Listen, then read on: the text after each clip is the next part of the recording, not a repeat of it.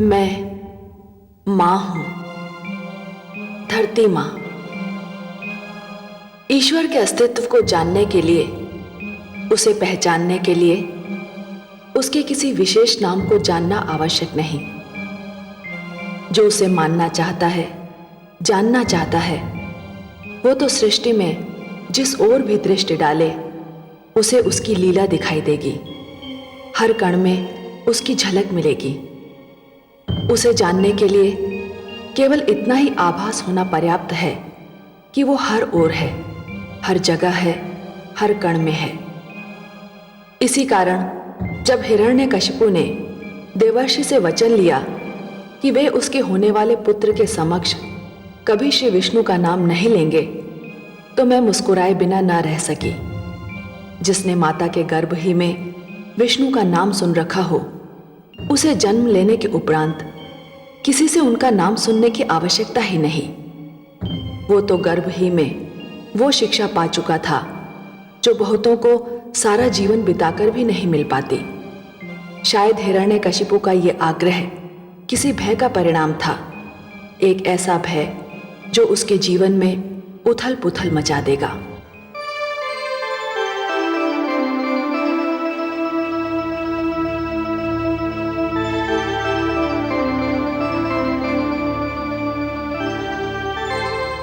ये कैसा वचन दे दिया देवर्षि ने कि वे प्रहलाद के आगे आपका नाम भी नहीं लेंगे?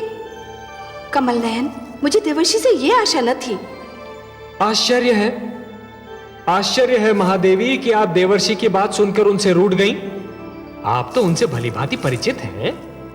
बातों में उनसे कोई नहीं जीत सकता और उनकी बातों का भेद जानना सबके वश की बात भी नहीं है। परंतु पलक झपकाए बिना इतनी बड़ी बात उन्होंने कह कैसे दी? उनके तो हर श्वास में आपका नाम छिपा होता है। होता है महादेवी, अवश्य होता है, पर हमारे देवर्षि बहुत चतुर हैं। वो ये भलीभांति जानते हैं कि जिस प्रकार सुंदरता का लोभी जब किसी मुख के सौंदर्य पर मुग्ध हो जाता है तो उसके चरित्र को जानने का प्रयास नहीं करता, उसी प्रकार एक मूर्ख शब्दों की चमक दमक में खो जाता है, उन शब्दों का अर्थ जानने की चेष्टा नहीं करता। मैं समझी नहीं कमल नयन। देवर्षि ने यही तो वचन दिया है ना देवी कि वो पुत्र प्रहलाद के सम्मुख विष्णु शब्द का उच्चारण नहीं करेंगे। हाँ सर्वेश्वर। आपने कभी उन्हें मुझे विष्णु पुकारते सुना? वो तो नित्य मुझे नारायण नारायण यही कहकर पुकारते हैं। और उन्होंने हिरण्यकशिपु को यह वचन तो नहीं दिया ना महादेवी कि वो नारायण शब्द का उच्चारण भी नहीं करेंगे। अब देखिए कि वो क्या पुष्प खिलाते हैं। सत्य ही है, देवर्षि बहुत चतुर हैं।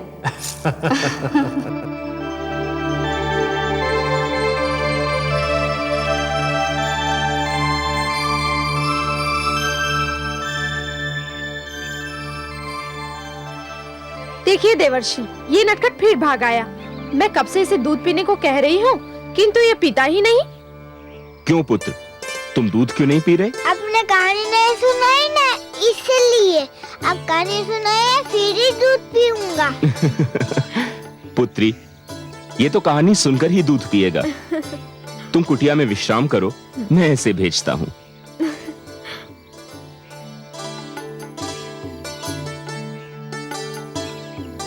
अभी कहानी सुनाइए ना। सुनाता हूँ। अच्छा, तुमने वासुदेव का नाम तो सुना ही होगा। वो तो मैं ना जाने कब से सुन रहा हूँ। उनके और भी कई नाम हैं। अब तो हर समय नारायण नारायण करते रहते, वो भी तो उन्हीं का नाम है। हाँ, और उनका नाम त्रिलोकीनाथ भी है, और उनका नाम जगदीश्वर भी, और माधव भी, कमल नयन भी, लक्ष्मीपति भी। तो एक दिन उन्होंने निश्चय किया कि सृष्टि की रचना की जाए। फिर क्या किया उन्होंने? सुनाता हूँ पुत्र, सुनाता हूँ, धैर्य रखो। उन्होंने अपनी नाभि से ब्रह्मा को और अपनी भ्रिकुटी से महादेव को जन्म दिया। फिर क्या हुआ? ब्रह्मा को आदि प्रजापति भी कहते हैं। क्या कहते हैं? आदि प्रजापति। हाँ, आदि प्रजापति ने कई प्रजापतियों को जन्म दिया। उनमें से एक थे ऋषि कश्यप। उनकी संतानों में तुम आते हो। अच्छा? हाँ, और एक और प्रजापति थे जिनका नाम था दक्ष। क्या नाम था? दक्ष। हाँ, प्रजापति दक्ष की पुत्री का नाम था सती। वह देखने में बहुत सुंदर थी। महादेव शिवशंकर ने उसे देखा और उससे विवाह कर लिया। एक दिन प्रजापति दक्ष किसी बात पर शिवशंकर से रूठ गए। उन्होंने शिवशंकर को अपनी पुत्री सती के सामने बहुत बुरा भला कहा।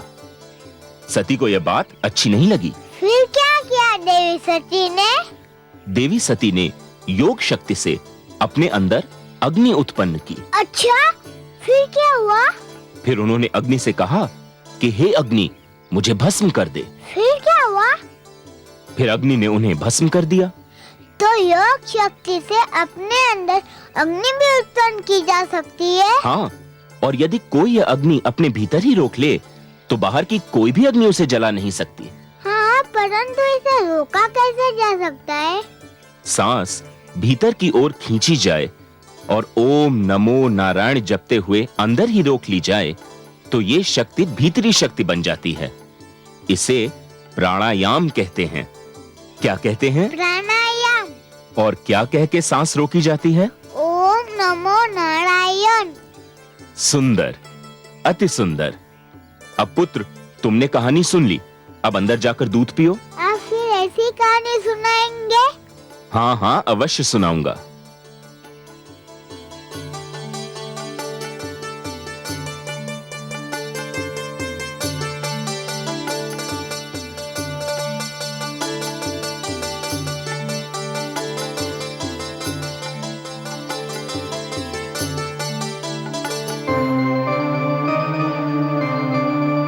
ओम नमो नारायण।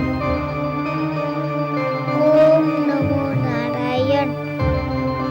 ओम नमो नारायण। ओम नमो नारायण।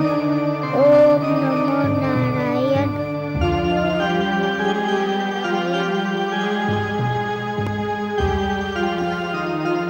प्रहलाद, पुत्र प्रहलाद, प्रहलाद, प्रहलाद,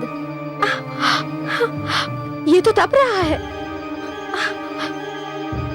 प्रहलाद, देवर्षि, देवर्षि, देवर्षि, क्या बात है पुत्री? देवर्षि, मेरे पुत्र को क्या हो गया है? क्या हो गया? उसने मेरी पुकार नहीं सुनी तो मैंने उसे हिलाने डुलाने के लिए हाथ लगाया। मुझे लगा कि जैसे मैंने दहकती हुई ज्वाला को छू लिया हो। पुत्री, तुम्हारा पुत्र तप कर रहा है। तुम्हें ऐसे समय पर उसे छूना नहीं चाहिए था। ये कैसा तप है देवर्षि? ये योग क्रिया का अंश है। ये उसे मैंने ही सिखाया है। मुझे हर्ष है कि तुम्हारा पुत्र योग क्रिया सीखने में सफल हुआ है। नारायण नारायण।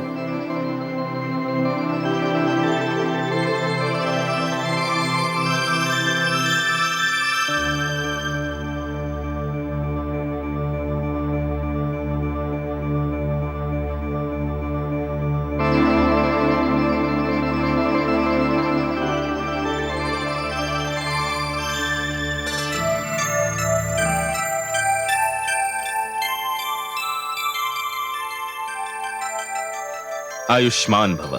आओ पुत्र, बैठो। देवर्षि, आपसे एक बात पूछूं? हाँ हाँ, अवश्य पूछो। अब मेरे पिताश्री के पास जाने का समय आ गया। आपके नारायण के तो 1000 नाम हैं। हाँ, और वे सभी नाम सुंदर और प्रिय हैं। परंतु आपने तो मुझे केवल 999 नाम बताए थे। एक नाम क्यों छुपा लिया? नारायण नारायण। उससे क्या अंतर पड़ता है पुत्र? उन्हें पुकारने के लिए तो एक ही नाम पर्याप्त है। तुम किसी भी एक नाम से उन्हें पुकारो, वो तुम्हारी पुकार सुन लेंगे। पर तुम ऐसा क्यों पूछ रहे हो? इसलिए कि उनके जिस नाम को आप मुझसे छुपाते रहे, वह नाम भी मैं जान चुका हूँ। क्या? कैसे जान गए तुम? क्या है वो नाम? वह नाम है विष्णु। ये नाम तुम्हें किसने बता दिया पुत्र? ये नाम मैंने तुम्हें नहीं बताया है। हाँ, यह नाम तो मेरे रोम रोम में बसा हुआ है। विष्णु विष्णु विष्णु।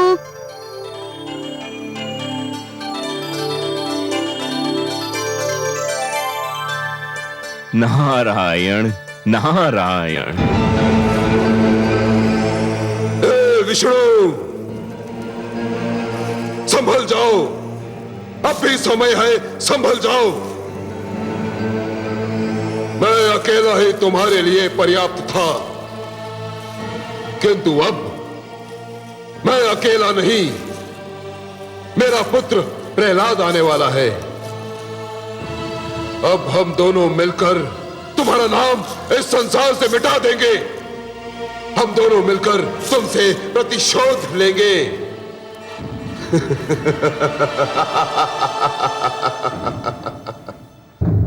मैं मां हूं, धरती मां।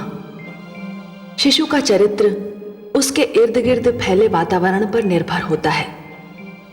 यदि ये वातावरण उत्तम है तो शिशु का चरित्र और आचरण भी उत्तम होता है। श्री विष्णु ने सत्य ही कहा कि कोई जन्म से सुर या असुर नहीं होता। आचरण और चरित्र ही किसी को सुर और किसी को असुर बनाते हैं, और ये आचरण उस वातावरण की देन होता है जिसमें किसी का पालन पोषण होता है। देवर्षि नारद की सुसंगति में और उनकी दी हुई शिक्षा के कारण प्रहलाद के मन में यह विश्वास घर कर गया कि ईश्वर सर्वशक्तिमान है, और केवल वही सर्वशक्तिमान है, कोई दूसरा नहीं। ईश्वर जड़ चेतन में है, ईश्वर कण कण में है, और जिसका सहायक ईश्वर हो उसे किसी और आश्रय की आवश्यकता नहीं। देवर्षि से ईश्वर की यह महिमा सुनते सुनते कई वर्ष बीत गए, और अंत में वो घड़ी आ गई जब कयाधु के और प्रहलाद के जीवन संग्राम में प्रस्थान का समय आ गया।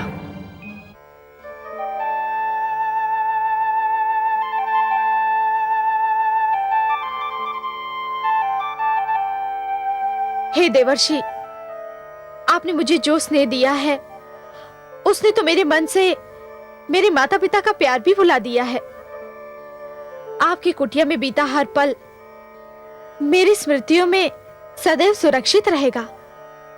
राजभवन के ऐश्वर्य में भी इस कुटिया का आनंद नहीं भूलेगा। देवऋषि देवऋषि देवऋषि। आप भी हमें संग चलिए ना देवऋषि।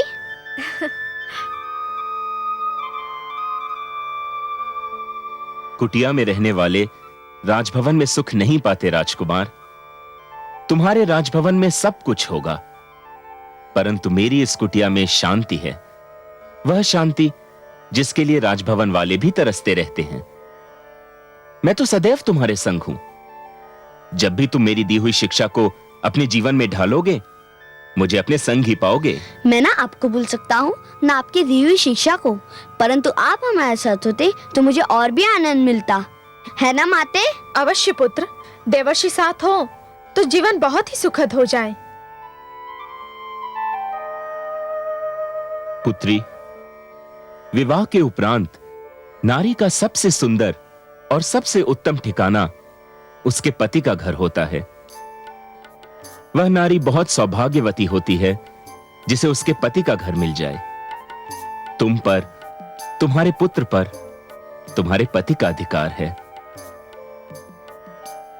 मैं तुम्हारे पिता समान अवश्य हूं पुत्री, पर कोई भी पिता यह नहीं चाहेगा कि उसकी पुत्री अपने पति से दूर रहे। तो विदा दीजिए देवर्षि। पुत्री, मैं ठहरा सन्यासी। मैं विदा दे तो दूं, पर मैं ये सोचता हूं कि मेरी पुत्री मेरी कुटिया से सूने हाथ जा रही है, और मेरे पास उसे देने के लिए एक स्वर्ण मुद्रिका भी नहीं। सुने हाथ कहाँ जा रही हूँ देवर्षि? आपने तो मुझे अपने आशीष का कोष दिया है। मेरा आंचल आपके स्नेह के पुष्पों से भरा हुआ है, और मेरे पुत्र को तो आपने शिक्षा का वह धन दिया है जिसके आगे हर धन धूल समान है।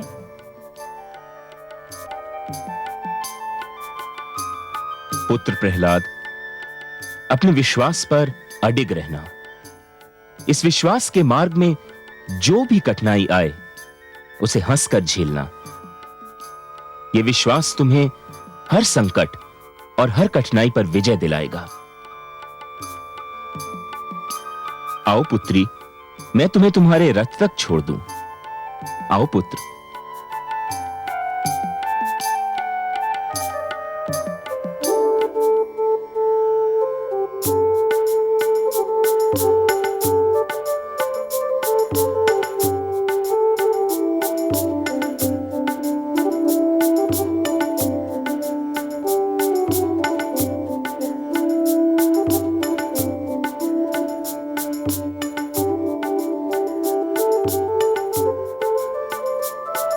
प्रणाम देवर्षि, प्रणाम महारानी, प्रणाम राजकुमार। आयुष्मान भव। अखंड सौभाग्यवती भव। आइए।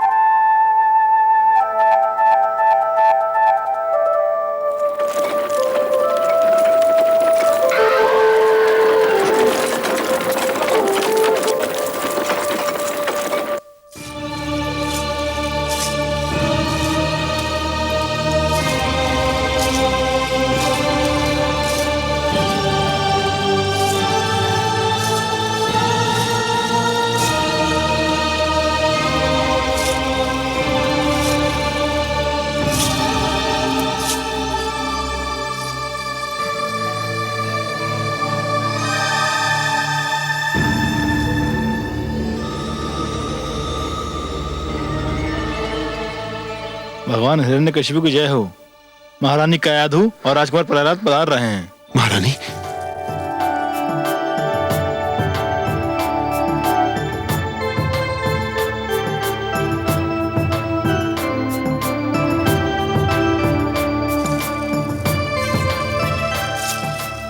महारानी स्वामी, कैसी हो तुम?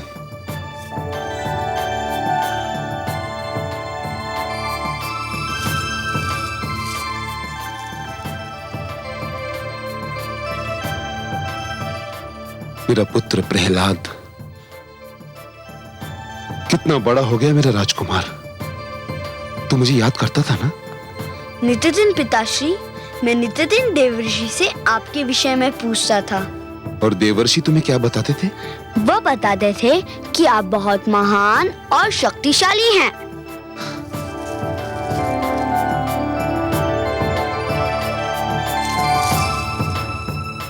और क्या बताया उन्होंने? कहते थे कि पिता बहुत महान होता है, उनका आदर करना पुत्र का कर्तव्य होता है। पिता प्रेम देता है, स्नेह देता है और पुत्र की रक्षा करता है। माता भी बहुत महान होती है। माता की सेवा परम धर्म है, किंतु पिता परिवार का स्वामी होता है। पिता परंपरा देता है, पिता आदर्श देता है और मार्ग बनाता है जिस पर पुत्र चल सके। सुंदर, अति सुंदर। देवर्षि ने तुम्हें बहुत सुंदर बातें बताई हैं। महारानी, आप दोनों बहुत दूर से आ रहे हैं, थक गए होंगे, थोड़ा विश्राम कर लीजिए। मैं सभागार जा रहा हूं, कार्य से निपट कर भेंट करता हूं।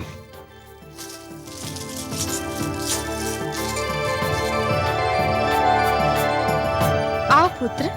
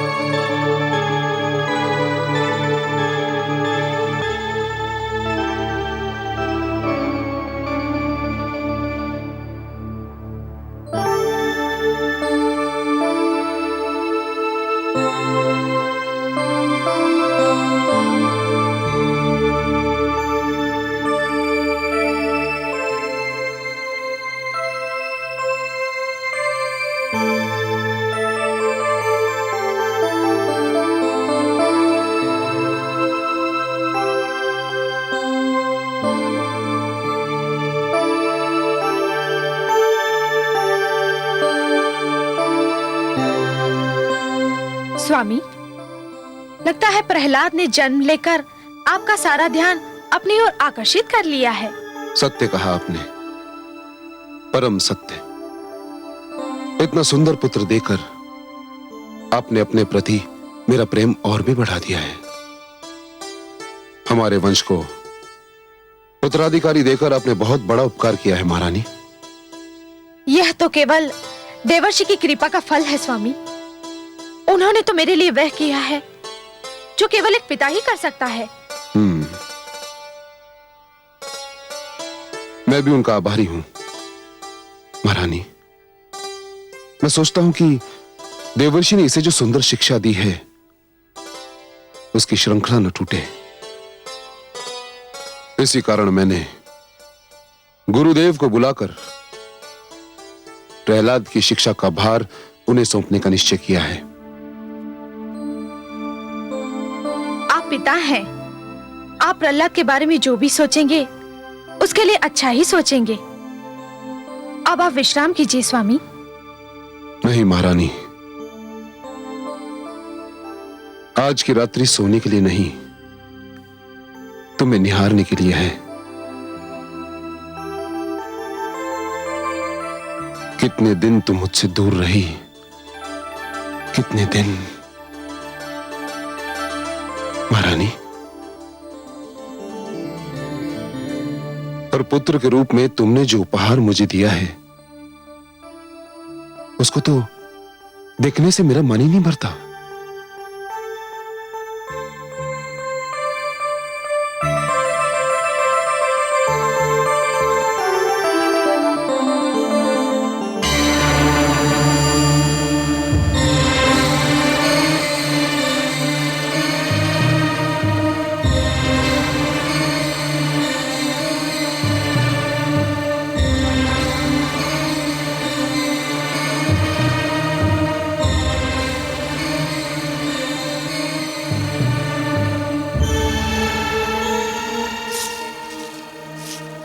प्रणाम गुरुदेव। आयुष्मान भव। मैं आप ही की प्रतीक्षा कर रहा था पुत्र। ये हमारे गुरुदेव हैं, गुरुदेव शुक्राचार्य। गुरु ब्रह्मा गुरु विष्णु गुरुदेव महेश्वरा गुरु साक्षात परब्रह्म तस्मै श्री गुरुदेव नमः।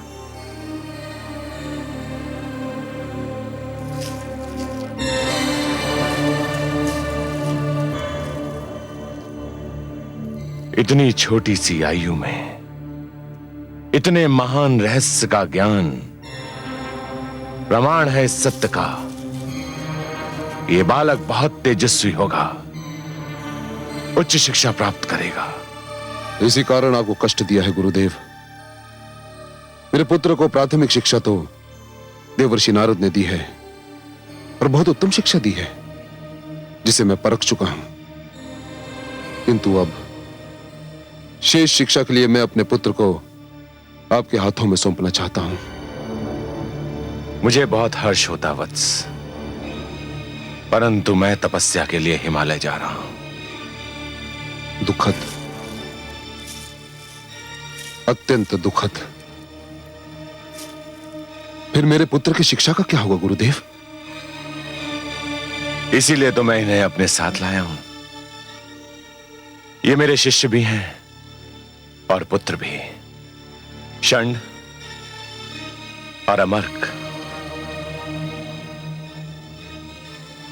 पुत्र, तुमने जिस मंत्र का उच्चारण किया वो देवताओं के गुरुकुल की परंपरा है। तुम्हें अब उस परंपरा में ढलना होगा जिसकी शिक्षा मेरे गुरुकुल में दी जाती है। ज्ञान और शिक्षा तो एक ही प्रकार की होती है गुरुदेव। क्या आपके गुरुकुल में कुछ और शिक्षा दी जाती है और देव गुरुकुल में कुछ और? हाँ वत्स, मैं असुरों और दैत्यों का गुरुदेव हूँ। देव गुरुकुल में देवताओं के गुरु हैं। गुरु तो गुरु होता है, चाहे वह किसी का भी हो, और हर गुरु महान होता है। गुरु तो सारे संसार का होता है और सबको कल्याण का मार्ग दिखाता है। तुम अभी छोटे हो पुत्र, इन बातों को नहीं समझ पाओगे, परंतु चिंता मत करो, षंड और अमर्क तुम्हें सब समझा देंगे। ये दोनों आचार्य हैं, तुम्हें वही शिक्षा देंगे जो मैं तुम्हें देता। पुत्र, प्रहलाद को गुरुकुल ले जाइए और इसे असुर संस्कृति, असुर नीति और असुर दंड विधान की शिक्षा दीजिए। जो आज्ञा गुरुदेव।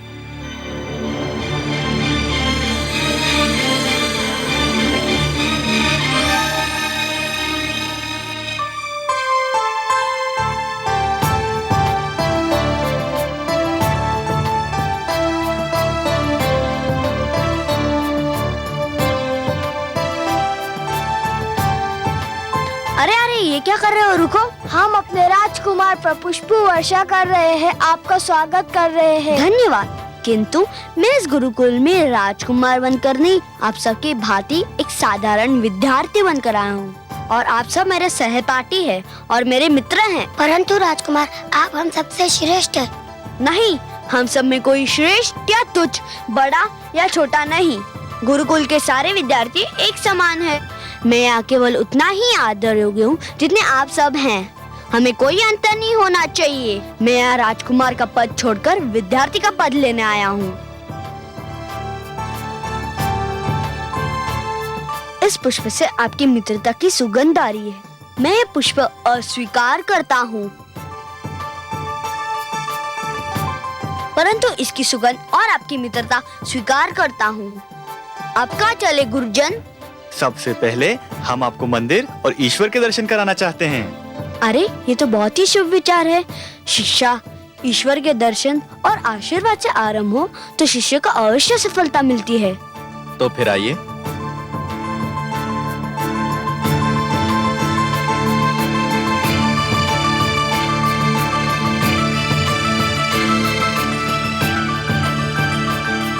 ये है हमारे गुरुकुल का मंदिर, आइए।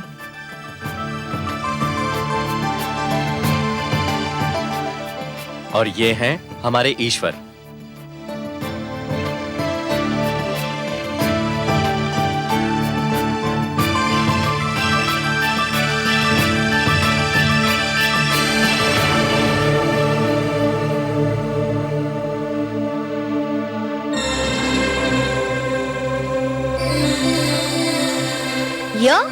हाँ, यही तो है हमारे ईश्वर।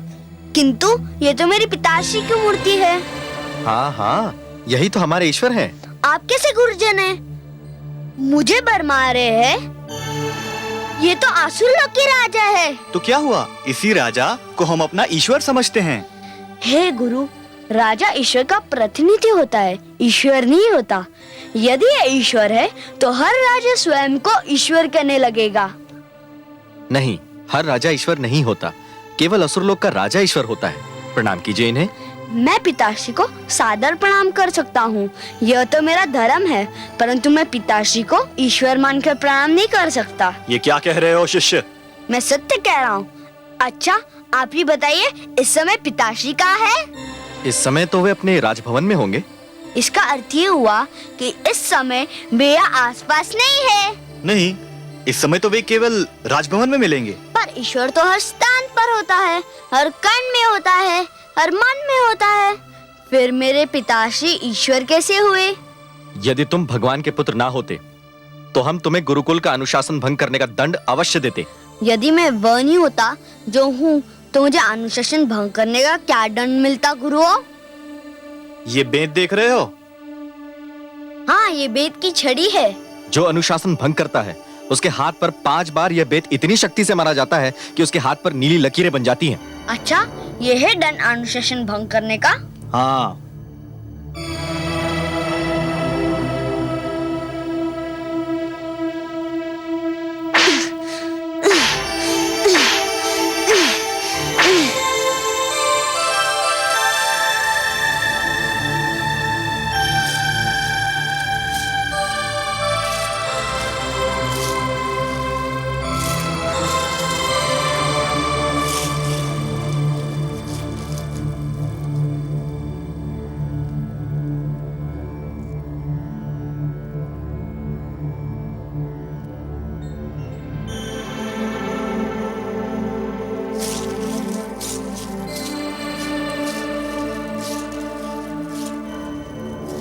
दया सागर, देखिए प्रहलाद ने किस प्रकार स्वयं को दंड दिया है।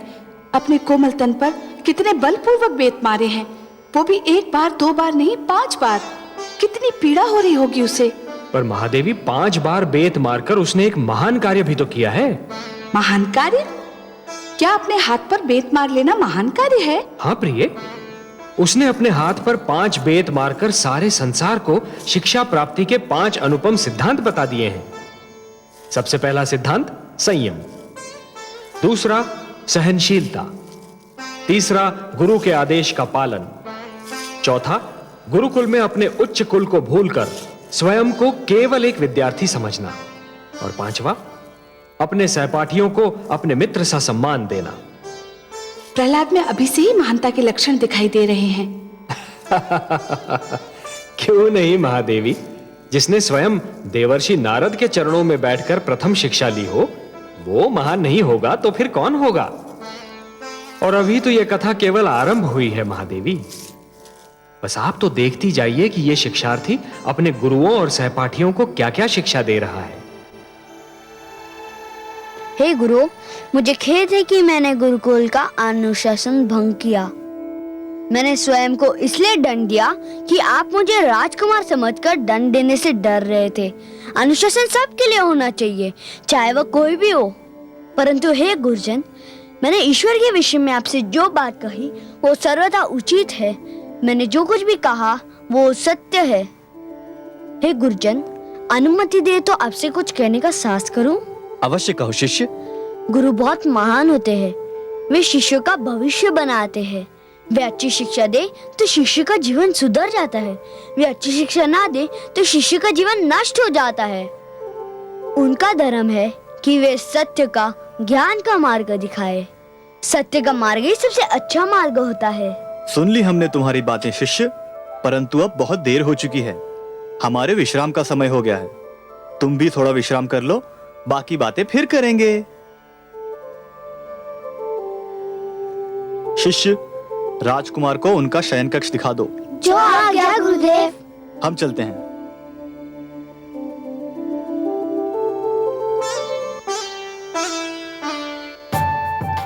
आपकी वाणी कितनी मधुर है राजकुमार। आप जब बोलते हैं तो लगता है आपके मुख से फूल झड़ रहे हो। परंतु हे राजकुमार, यदि ये हमारा ईश्वर नहीं है तो हमारा ईश्वर कौन है? तुम्हारा ईश्वर वही है जो मेरा ईश्वर है, सारे संसार का ईश्वर है। कौन है वो? वही जिसने सूर्य, चंद्रमा और तारे बनाए हैं, जिसने दिन और रात्रि को बनाया है, जिसने समुद्र, नदियाँ और पहाड़ बनाए हैं, जिसने हमको बनाया है, तुमको बनाया है, सारे संसार को बनाया है। वो जो सर्वशक्तिमान है, वो जो चाहे वो कर सकता है। सर्वशक्तिमान तो हमारे भगवान हिरण्यकश्यपु भी है, वह भी जो चाहे वह कर सकते हैं। अच्छा, हाँ, और क्या?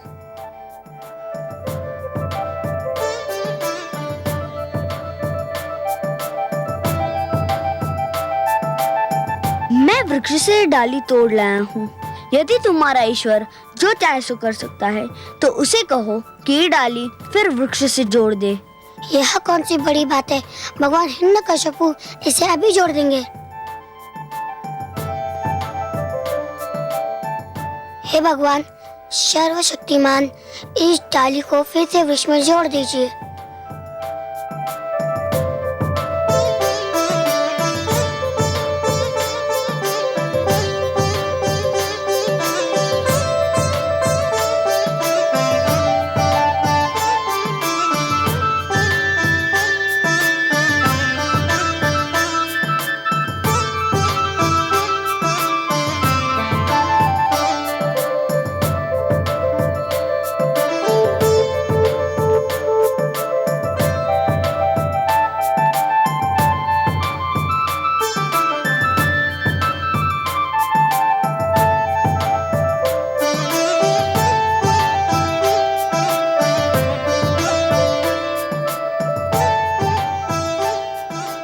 हमारे ईश्वर तो इसे नहीं जोड़ पाए, क्या तुम्हारे ईश्वर इसे जोड़ पाएंगे? अवश्य जोड़ सकते हैं। तो फिर दिखा दीजिए इसे जोड़कर। हे ईश्वर, हे भगवान, इस डाली को फिर वृक्ष से जोड़ दीजिए। मेरे मित्रों को दिखा दीजिए कि आप ही सर्वशक्तिमान है और जो चाहे सो कर सकते हैं। मुझे विश्वास है कि आप मेरी विनती सुनेंगे, मेरी सहायता करेंगे। हे कमल नयन, कितना दृढ़ विश्वास है पुत्र प्रहलाद को आपके ऊपर। उसकी सहायता कीजिए। घबराइए नहीं महादेवी, हम उसके विश्वास को ठेस नहीं पहुंचने देंगे, उसका सिर नीचा नहीं होने देंगे।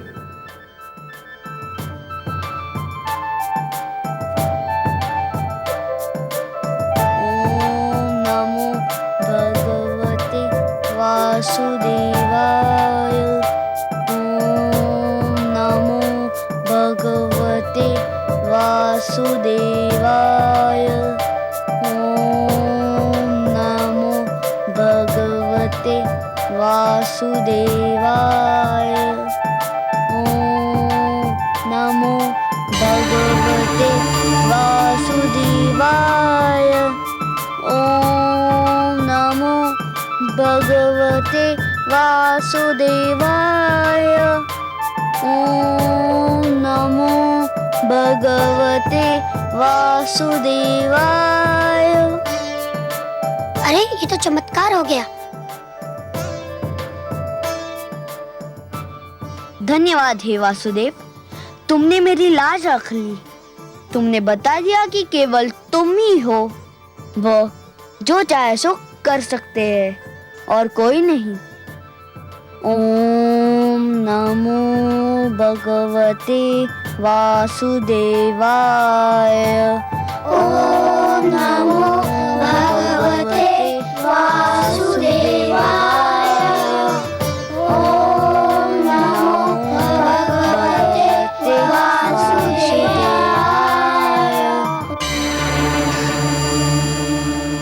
आपके चमत्कार को प्रणाम कमल नयन।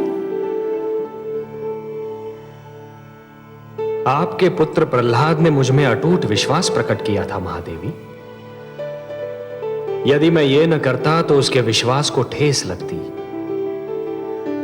जिस प्रकार नदी अपने निकट आने वाले को प्यासा नहीं लौटाती, उसी प्रकार मुझे मन से तथा प्रेम से पुकारने वाले कभी निराश नहीं होते। और फिर उसकी सहायता करने के लिए आप ही ने कहा था ना। मैं ना तो आपकी बात को टाल सकता था और ना ही उसकी पुकार को अनसुना कर सकता था।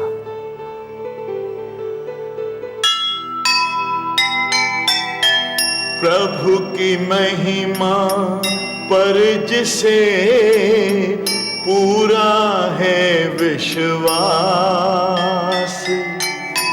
ईश्वर ऐसे भक्त को करता नहीं निराश। निराकार भगवान की लीला है साकार, फिर से आकर